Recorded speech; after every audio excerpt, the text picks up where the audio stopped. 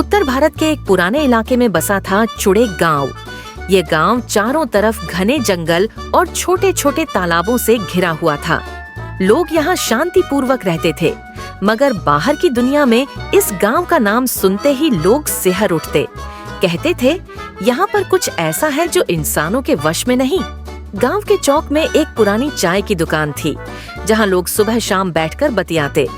उसी दुकान पर अक्सर दिखाई देती थी एक सफेद बिल्ली, जिसकी आंखें अजीब तरह से चमकती थीं। बाएं आंख नीली और दाएं आंख हरे रंग की। बच्चे उसे प्यार से चांदनी बुलाते थे। गांव के बूढ़े कहते थे कि यह कोई साधारण बिल्ली नहीं। कहते थे, जो भी इस बिल्ली के सामने बुरा सोचता है, उसकी थाली से रोटी गायब हो जाती है। पहले पहल लोगों को लगा ये मजाक है, मगर धीरे धीरे ऐसी घटनाएं बढ़ने लगीं। एक बार रघु कसाई ने सोचा कि वह पड़ोसी की बकरी चुरा लेगा। उसी रात जब वह खाना खाने बैठा, उसकी प्लेट से रोटी हवा में गायब हो गई। पत्नी चिल्लाई, बच्चे डर गए। रघु ने बहाना बनाया कि शायद बिल्ली उठा ले गई, लेकिन सबने देखा था रोटी धुएं की तरह गायब हुई थी। धीरे धीरे पूरे गांव में डर फैल गया। लोग कहते, चांदनी किसी के दिल की नीयत पढ़ लेती है। अगर दिल साफ है तो बिल्ली पास आकर म्याऊं करती, और अगर मन में बुराई है तो खाना पानी गायब। फिर भी कुछ लोग मानते थे कि ये सब अंधविश्वास है, लेकिन सच क्या था कोई नहीं जानता। गांव में एक आदमी था, कैलाश, चालाक, लालची और हमेशा अपने फायदे की सोचता। उसे चांदनी बिल्ली से चिढ़ थी। अक्सर कहता, एक जानवर कैसे इंसान की नीयत पढ़ सकता है? ये सब दिमाग की गलतफहमी है। एक दिन कैलाश ने ठान लिया कि वह बिल्ली की सच्चाई परखेगा। उसने तय किया कि वह अपने दोस्त की जमीन हड़पने की चाल सोचेगा और देखेगा क्या होता है। वह चाय की दुकान पर बैठा, सामने बिल्ली भी थी। कैलाश मन ही मन सोचने लगा, काश मैं हरनाम की जमीन पर कब्जा कर लूं, वहां अपना बड़ा घर बनाऊं। जैसे ही उसके मन में ये ख्याल आया, दुकान के सामने बैठी चांदनी ने सीधी उसकी आंखों में देखा। उसकी हरी और नीली आंखें अचानक चमक उठीं, और तभी कैलाश की चाय की प्याली अपने आप उलट गई। गरम चाय उसकी गोद में गिर पड़ी। वह चीख पड़ा।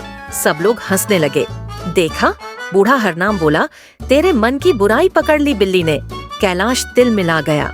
वह बोला, मैं साबित करूंगा कि ये बिल्ली कोई जादूगरनी नहीं, बस एक चालाक जानवर है। बरसात का मौसम था। चुड़े गांव के चारों तरफ कीचड़ और तालाब भर गए थे। गांव वाले शाम को चौपाल पर जुटे ही थे कि अचानक रास्ते पर एक अजनबी साधु आया। उसकी लंबी दाढ़ी थी, कंधे पर झोला और हाथ में चमचमाता हुआ चिमटा। साधु ने आकर ऊंची आवाज में कहा, अरे मूर्ख लोगो, तुम एक बिल्ली से डरते हो? ये बिल्ली तुम्हें लूट रही है। असली जादू मेरे पास है। गांव वाले हैरान रह गए। चाय वाले ने हिम्मत करके पूछा, महाराज आप कौन हैं और हमारी बिल्ली का नाम क्यों ले रहे हैं? साधु हंस पड़ा, क्योंकि यह बिल्ली साधारण नहीं बल्कि एक शापित आत्मा है। अगर इसे गांव से बाहर न किया गया तो सबकी बर्बादी होगी। लोगों के मन में डर बैठ गया। पर तभी पास ही बैठी चांदनी बिल्ली ने जोर से म्याऊं की। उसकी आंखें फिर से चमक उठीं। कैलाश, जो हमेशा से बिल्ली को शक की नजर से देखता था, साधु की ओर झुक गया। उसने कहा, हाँ महाराज, हमें इस बिल्ली से छुटकारा चाहिए। बताइए इसे कैसे भगाए? गांव के कुछ लोग सहमे हुए थे, मगर कुछ भोले भाले लोग साधु की बातों में आ गए। अगले ही दिन साधु ने चौपाल में सबको बुलाया। उसने ऐलान किया, अगर यह बिल्ली सचमुच जादूगरनी है तो मेरी शक्ति से हार जाएगी। उसने आग जलाई, मंत्र पढ़ने लगा। सब गांव वाले घेरा डालकर बैठे। चांदनी वहीं थी, शांत बैठी हुई।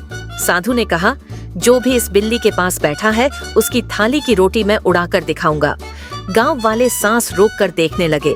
साधु ने आंखें बंद की, जोर से चिमटा बजाया, लेकिन कुछ नहीं हुआ। सब हंसने लगे। तभी अचानक कैलाश बोला, ठहरो, अगर यह बिल्ली सच में दिल पढ़ सकती है तो अभी मेरा मन आजमाए। कैलाश ने मन ही मन सोचा, काश मैं बूढ़े हरनाम की जमीन हड़प लूं। बस इतना सोचना था कि उसकी जेब में रखा रुपयों का बटुआ गायब हो गया। सबके सामने धुएं की तरह उड़कर राख में बदल गया। गांव वाले चौंक गए। साधु का चेहरा पीला पड़ गया।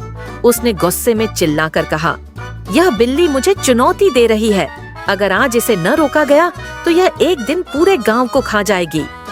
लेकिन इस बार ज्यादातर गांव वाले साधु की बातों में नहीं आए, क्योंकि सबने अपनी आंखों से देखा था कि बुराई सोचने पर सजा मिलती है। रात को साधु अकेले बैठा सोच रहा था। उसकी आंखों में लालच चमक रहा था। असल में वह कोई संत नहीं था, बल्कि लोभी तांत्रिक।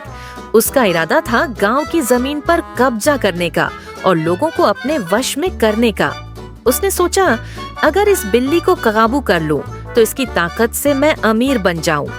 उसी रात उसने जंगल में एक तंत्र साधना शुरू की। लेकिन जैसे ही वह मंत्र पढ़ रहा था, अचानक पीछे से म्याऊं की आवाज आई। वह पलटा तो देखा, चांदनी वहीं खड़ी थी। उसकी आंखें और भी तेज चमक रही थीं, मानो आसमान के सितारे उसके भीतर उतर आए हों। साधु ने गुस्से में कहा, तू तो बस एक जानवर है, तेरा क्या बिगाड़ सकता हूँ, देख ले। उसने मंत्र पढ़ा और राख हवा में उड़ाई, पर तभी उसका अपना तांत्रिक डंडा हवा में उड़कर उसके सिर पर आ गिरा। वह दर्द से चीख पड़ा।